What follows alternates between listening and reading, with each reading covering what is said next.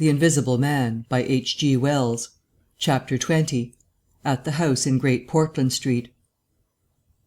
For a moment Kemp sat in silence, staring at the back of the headless figure at the window. Then he started, struck by a thought, rose, took the Invisible Man's arm and turned him away from the outlook. "You're tired," he said, "and while I sit you walk about. Have my chair." He placed himself between Griffin and the nearest window. For a space Griffin sat silent, and then he resumed abruptly. "I'd left the Chesilstowe cottage already," he said, "when that happened. It was last December. I had taken a room in London, a large unfurnished room in a big, ill-managed lodging-house in a slum near Great Portland Street.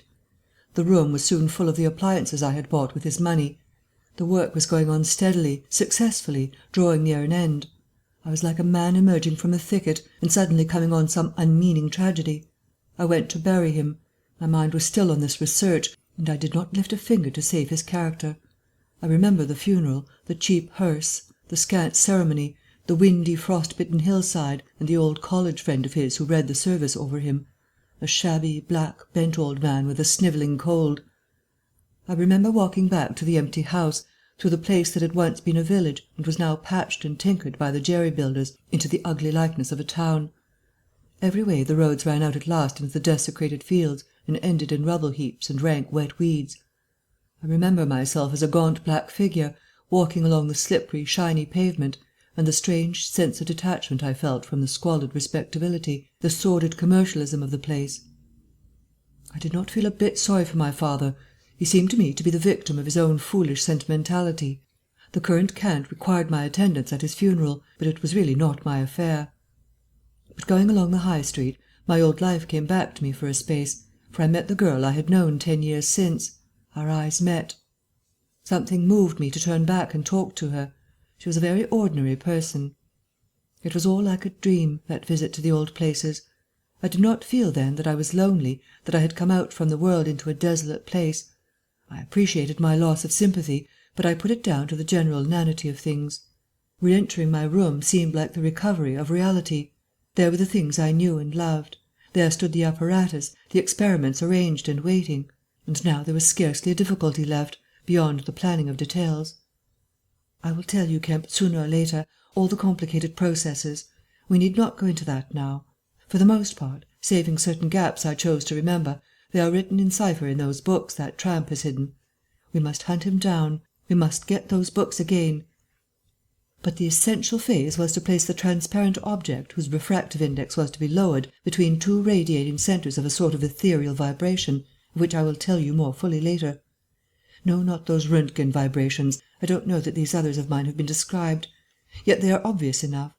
I needed 2 little dynamos, and these I worked with a cheap gas engine. My first experiment was with a bit of white wool fabric. It was the strangest thing in the world to see it in the flicker of the flashes, soft and white, and then to watch it fade like a wreath of smoke and vanish. I could scarcely believe I had done it. I put my hand into the emptiness, and there was the thing as solid as ever. I felt it awkwardly, and threw it on the floor. I had a little trouble finding it again. And then came a curious experience. I heard a meow behind me, and turning saw a lean white cat, very dirty, on the cistern cover outside the window. A thought came into my head. "Everything ready for you," I said, and went to the window, opened it, and called softly. She came in, purring. The poor beast was starving, and I gave her some milk. All my food was in a cupboard in the corner of the room. After that she went smelling round the room, evidently with the idea of making herself at home. The invisible rag upset her a bit. You should have seen her spit at it. But I made her comfortable on the pillow of my truckle bed, and I gave her butter to get her to wash. "And you processed her?" "I processed her. But giving drugs to a cat is no joke, Kemp, and the process failed." "Failed?" "In 2 particulars. These were the claws and the pigment stuff. What is it? At the back of the eye in a cat. You know." "Tapetum." "Yes, the tapetum. It didn't go. After I'd given the stuff to bleach the blood and done certain other things to her, I gave the beast opium and put her and the pillow she was sleeping on the apparatus, and after all the rest had faded and vanished, there remained 2 little ghosts of her eyes." "Odd." "I can't explain it. She was bandaged and clamped, of course, so I had her safe. But she woke while she was still misty and meowed dismally, and someone came knocking. It was an old woman from downstairs, who suspected me of vivisecting, a drink-sodden old creature with only a white cat to care for in all the world. I whipped out some chloroform, applied it, and answered the door. "Did I hear cat?" she said. "My cat?" "Not here," I said, very politely. She was a little doubtful, and tried to peer past me into the room, strange enough to her, no doubt, bare walls, uncurtained windows, truckle bed, with the gas engine vibrating, and the seethe of the radiant points, and that faint ghastly stinging of chloroform in the air. She had to be satisfied at last, and went away again. "How long did it take?" asked Kemp. 3 or 4 hours. The cat. The bones and sinews and the fat were the last to go, and the tips of the coloured hairs. And, as I say, the back part of the eye, tough, iridescent stuff it is, wouldn't go at all. It was night outside long before the business was over, and nothing was to be seen but the dim eyes and the claws. I stopped the gas engine, felt for and stroked the beast, which was still insensible, and then, being tired, left it sleeping on the invisible pillow, and went to bed. I found it hard to sleep. I lay awake thinking weak, aimless stuff, going over the experiment over and over again, or dreaming feverishly of things growing misty and vanishing about me, until everything, the ground I stood on, vanished, and so I came to that sickly falling nightmare one gets. About 2, the cat began miawing about the room. I tried to hush it by talking to it, and then I decided to turn it out. I remember the shock I had when striking a light. There were just the round eyes shining green, and nothing round them. I would have given it milk, but I hadn't any.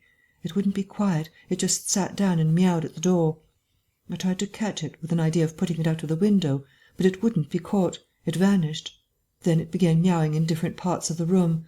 At last I opened the window and made a bustle. I suppose it went out at last. I never saw any more of it. Then, heaven knows why, I fell thinking of my father's funeral again, and the dismal, windy hillside, until the day had come. I found sleeping was hopeless, and locking my door after me, wandered out into the morning streets. "You don't mean to say there's an invisible cat at large?" said Kemp. "If it hasn't been killed," said the invisible man. "Why not?" "Why not?" said Kemp. "I didn't mean to interrupt." "It's very probably been killed," said the invisible man. "It was alive 4 days after, I know, and down a grating in Great Titchfield Street, because I saw a crowd round the place, trying to see whence the miawing came."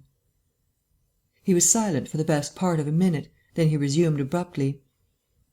"I remember that morning before the change very vividly. I must have gone up Great Portland Street. I remember the barracks in Albany Street, and the horse soldiers coming out, and at last I found the summit of Primrose Hill. It was a sunny day in January, one of those sunny frosty days that came before the snow this year. My weary brain tried to formulate the position, to plot out a plan of action. I was surprised to find, now that my prize was within my grasp, how inconclusive its attainment seemed. As a matter of fact, I was worked out. The intense stress of nearly 4 years' continuous work left me incapable of any strength of feeling. I was apathetic, and I tried in vain to recover the enthusiasm of my first inquiries, the passion of discovery that had enabled me to compass even the downfall of my father's grey hairs. Nothing seemed to matter. I saw pretty clearly this was a transient mood, due to overwork and want of sleep, and that either by drugs or rest it would be possible to recover my energies. All I could think clearly was that the thing had to be carried through. The fixed idea still ruled me. And soon, for the money I had was almost exhausted. I looked about me at the hillside, with children playing and girls watching them, and tried to think of all the fantastic advantages an invisible man would have in the world. After a time I crawled home, took some food and a strong dose of strychnine, and went to sleep in my clothes on my unmade bed. Strychnine is a grand tonic, Kemp, to take the flabbiness out of a man. "It's the devil," said Kemp. "It's the Paleolithic in a bottle." I awoke vastly invigorated and rather irritable. You know. I know the stuff. And there was someone rapping at the door. It was my landlord, with threats and inquiries, an old Polish Jew in a long grey coat and greasy slippers. I had been tormenting a cat in the night, he was sure. The old woman's tongue had been busy. He insisted on knowing all about it. The laws in this country against vivisection were very severe. He might be liable. I denied the cat. Then the vibration of the little gas engine could be felt all over the house, he said. That was true, certainly. He edged round me into the room, peering about over his German silver spectacles, and a sudden dread came into my mind that he might carry away something of my secret. I tried to keep between him and the concentrating apparatus I had arranged, and that only made him more curious. What was I doing? Why was I always alone and secretive? Was it legal? Was it dangerous? I paid nothing but the usual rent. His had always been a most respectable house, in a disreputable neighbourhood. Suddenly my temper gave way. I told him to get out. He began to protest, to jabber of his right of entry. In a moment I had him by the collar. Something ripped, and he went spinning out into his own passage. I slammed and locked the door and sat down quivering. He made a fuss outside, which I disregarded, and after a time he went away. But this brought matters to a crisis. I did not know what he would do, nor even what he had the power to do. To move to fresh apartments would have meant delay. Altogether I had barely £20 left in the world, for the most part in a bank, and I could not afford that. Vanish. It was irresistible. Then there would be an inquiry, a sacking of my room. At the thought of the possibility of my work being exposed or interrupted at its very climax, I became very angry and active. I hurried out with my 3 books of notes, my cheque-book, the tramp has them now, and directed them from the nearest post office to a house of call for letters and parcels in Great Portland Street. I tried to go out noiselessly. Coming in, I found my landlord going quietly upstairs, yet with the door closed, I suppose. You would have laughed to see him jump aside on the landing as I came tearing after him. He glared at me as I went by him, and I made the house quiver with the slamming of my door. I heard him come shuffling up to my floor, hesitate, and go down. I set to work upon my preparations forthwith. It was all done that evening and night. While I was still sitting under the sickly, drowsy influence of the drugs that decolorize blood, there came a repeated knocking at the door. It ceased, footsteps went away and returned, and the knocking was resumed. There was an attempt to push something under the door, a blue paper. Then, in a fit of irritation, I rose and went and flung the door wide open. "Now then," said I. It was my landlord, with a notice of ejectment or something. He held it out to me, saw something odd about my hands, I expect, and lifted his eyes to my face. For a moment he gaped. Then he gave a sort of inarticulate cry, dropped candle and writ together, and went blundering down the dark passage to the stairs. I shut the door, locked it, and went to the looking-glass. Then I understood his terror. My face was white, like white stone. But it was all horrible. I had not expected the suffering. A night of racking anguish, sickness, and fainting. I set my teeth, though my skin was presently afire, all my body afire. But I lay there like grim death. I understood now how it was the cat had howled until I chloroformed it. Lucky it was I lived alone and untended in my room. There were times when I sobbed and groaned and talked. But I stuck to it. I became insensible and walked languid in the darkness. The pain had passed. I thought I was killing myself, and I did not care. I shall never forget that dawn, and the strange horror of seeing that my hands had become as clouded glass, and watching them grow clearer and thinner as the day went by, until at last I could see the sickly disorder of my room through them, though I closed my transparent eyelids. My limbs became glassy, the bones and arteries faded, vanished, and the little white nerves went lost. I gritted my teeth and stayed there to the end.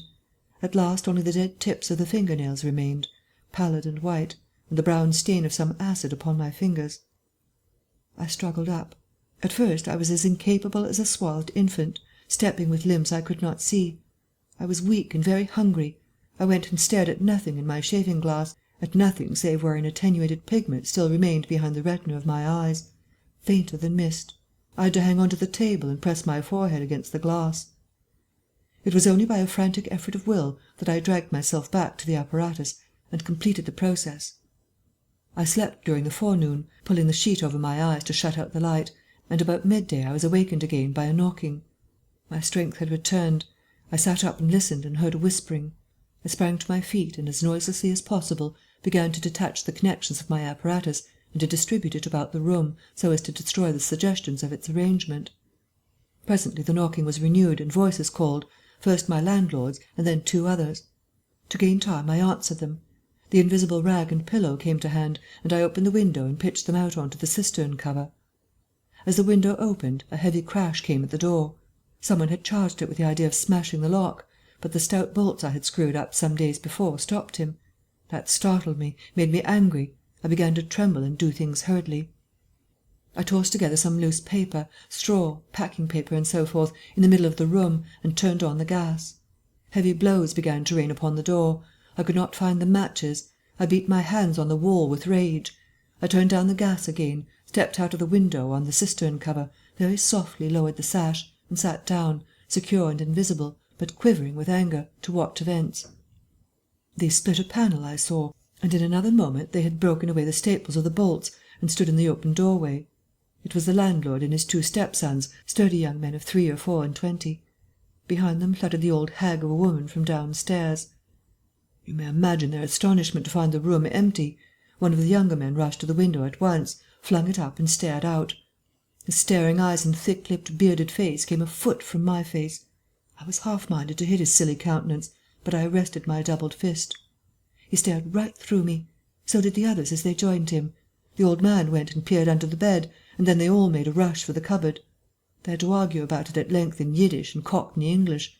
They concluded I had not answered them, that their imagination had deceived them.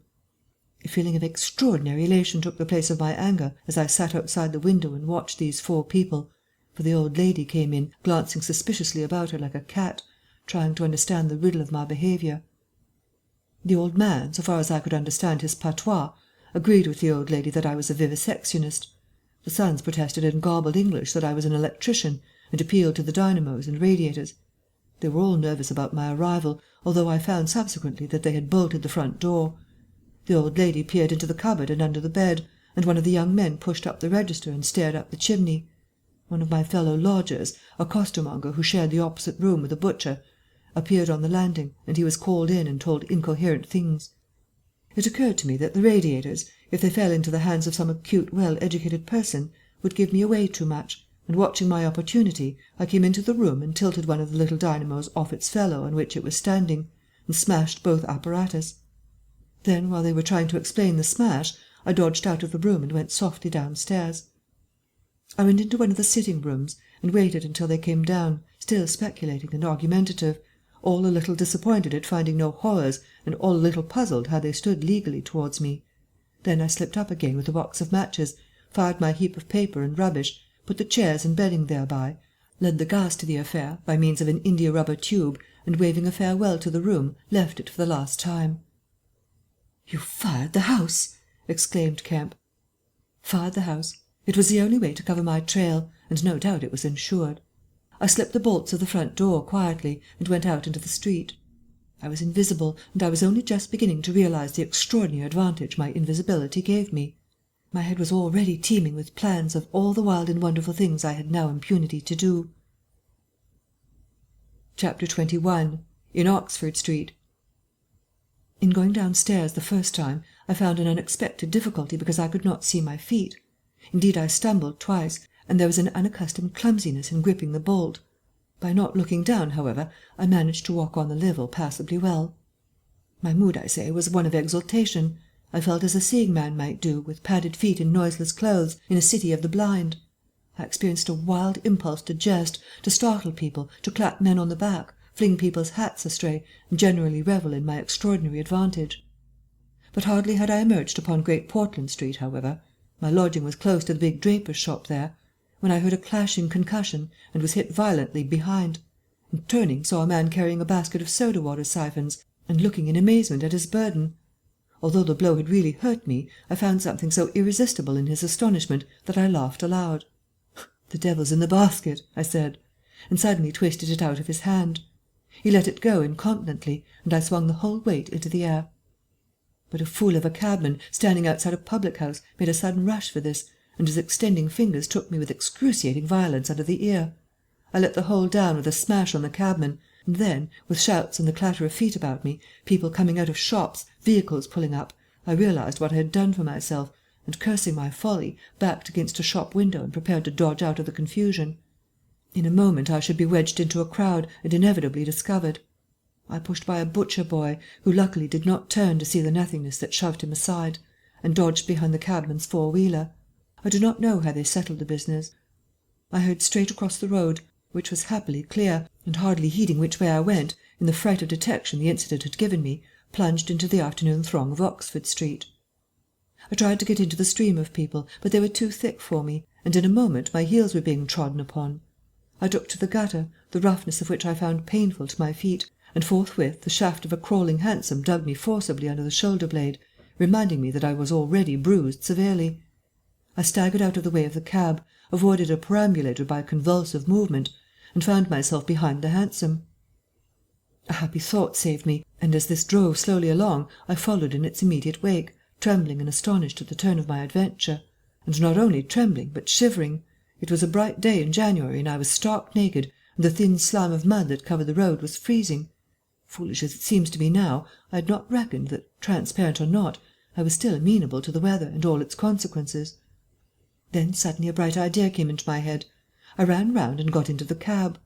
And so, shivering, scared, and sniffing with the first intimations of a cold, and with the bruises in the small of my back growing upon my attention, I drove slowly along Oxford Street and past Tottenham Court Road. My mood was as different from that in which I had sallied forth 10 minutes ago as it is possible to imagine. This invisibility, indeed! The one thought that possessed me was, how was I to get out of the scrape I was in? We crawled past Moody's, and there a tall woman with 5 or 6 yellow-labelled books hailed my cab, and I sprang out just in time to escape her, shaving a railway van narrowly in my flight. I made off up the roadway to Bloomsbury Square, intending to strike north past the museum and so get into the quiet district. I was now cruelly chilled, and the strangeness of my situation so unnerved me that I whimpered as I ran. At the northward corner of the square a little white dog ran out of the Pharmaceutical Society's offices, and incontinently made for me, nose down. I had never realized it before, but the nose is to the mind of a dog what the eye is to the mind of the seeing man. Dogs perceive the scent of a man moving as men perceive his vision. This brute began barking and leaping, showing, as it seemed to me, only too plainly that he was aware of me. I crossed Great Russell Street, glancing over my shoulder as I did so, and went some way along Montague Street before I realized what I was running towards. Then I became aware of a blare of music, and looking along the street saw a number of people advancing out of Russell Square, red shirts and the banner of the Salvation Army to the fore. Such a crowd, chanting in the roadway and scoffing on the pavement! I could not hope to penetrate, and dreading to go back and farther from home again, and deciding on the spur of the moment, I ran up the white steps of a house facing the museum railings, and stood there until the crowd should have passed. Happily the dog stopped at the noise of the band too, hesitated and turned tail, running back to Bloomsbury Square again. On came the band, bawling with unconscious irony some hymn about "When shall we see his face?" and it seemed an interminable time to me before the tide of the crowd washed along the pavement by me. Thud, thud, thud came the drum with a vibrating resonance, and for the moment I did not notice 2 urchins stopping at the railings by me. "See 'em?" said one. "See what?" said the other. "Why, them footmarks, bare, like what you makes in mud." I looked down and saw the youngsters had stopped and were gaping at the muddy footmarks I had left behind me up the newly whitened steps. The passing people elbowed and jostled them, but their confounded intelligence was arrested. Thud, thud, thud, when, thud, shall we see, thud, his face, thud, thud. "There's a barefoot man gone up them steps, or I don't know nothin'," said one. "And he ain't never come down again, and his foot was a-bleeding." The thick of the crowd had already passed. "Look there, Ted," quoth the younger of the detectives, with the sharpness of surprise in his voice, and pointed straight to my feet. I looked down and saw at once the dim suggestion of their outline sketched in splashes of mud. For a moment I was paralysed. "Why, that's rum," said the elder. "Dashed rum. It's just like the ghost of a foot, ain't it?" He hesitated and advanced with outstretched hand. A man pulled up short to see what he was catching, and then a girl. In another moment he would have touched me. Then I saw what to do. I made a step, the boy started back with an exclamation, and with a rapid movement I swung myself over into the portico of the next house. But the smaller boy was sharp-eyed enough to follow the movement, and before I was well down the steps and upon the pavement he had recovered from his momentary astonishment, and was shouting out that the feet had gone over the wall. They rushed round and saw my new footmarks flash into being on the lower step and upon the pavement. "What's up?" asked someone. "Feet, look! Feet running!" Everybody in the road, except my 3 pursuers, was pouring along after the Salvation Army, and this blow not only impeded me, but them. There was an eddy of surprise and interrogation. At the cost of bowling over one young fellow, I got through, and in another moment I was rushing headlong round the circuit of Russell Square, with 6 or 7 astonished people following my footmarks. There was no time for explanation, or else the whole host would have been after me. Twice I doubled round corners, thrice I crossed the road and came back upon my tracks, and then, as my feet grew hot and dry, the damp impressions began to fade. At last I had a breathing space and rubbed my feet clean with my hands, and so got away altogether. The last I saw of the chase was a little group of a dozen people, perhaps, studying with infinite perplexity a slowly drying footprint that had resulted from a puddle in Tavistock Square, a footprint as isolated and incomprehensible to them as Crusoe's solitary discovery. This running warmed me to a certain extent, and I went on with a better courage through the maze of less frequented roads that runs hereabouts. My back had now become very stiff and sore, my tonsils were painful from the cabman's fingers, and the skin of my neck had been scratched by his nails. My feet hurt exceedingly, and I was lame from a little cut on one foot. I saw in time a blind man approaching me, and fled limping, for I feared his subtle intuitions. Once or twice accidental collisions occurred, and I left people amazed, with unaccountable curses ringing in their ears. Then came something silent and quiet against my face, and across the square fell a thin veil of slowly falling flakes of snow. I had caught a cold, and do as I would I could not avoid an occasional sneeze. And every dog that came in sight, with its pointing nose and curious sniffing, was a terror to me. Then came men and boys running, first one and then others, and shouting as they ran. It was a fire. They ran in the direction of my lodging, and looking back down a street, I saw a mass of black smoke streaming up above the roofs and telephone wires. It was my lodging burning. My clothes, my apparatus, all my resources indeed, except my cheque-book and the 3 volumes of memoranda that awaited me in Great Portland Street, were there. Burning. I had burnt my boats, if ever a man did. The place was blazing. The invisible man paused and thought. Kemp glanced nervously out of the window. "Yes," he said. "Go on." End of chapters 21 and 22.